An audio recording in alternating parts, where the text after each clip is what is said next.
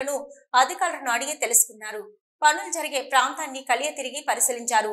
ఈ కార్యక్రమంలో టీపీసీసీ ప్రధాన కార్యదర్శి చిట్ల సత్యనారాయణ, బ్లాక్ కాంగ్రెస్ అధ్యక్షుడు ఉదరి తిరుపతి, పట్టణ కాంగ్రెస్ అధ్యక్షుడు తూముల నరేష్, మాజీ మున్సిపల్ వైస్ చైర్మన్ సల్ల మహేష్, మాజీ కౌన్సిలర్లు రామగిరి బానేష్, బొలిశెట్టి కిషన్, నాయకులు సుధమల్ల అశోక్ తేజ, కార్యకర్తలు తదితరులు పాల్గొన్నారు.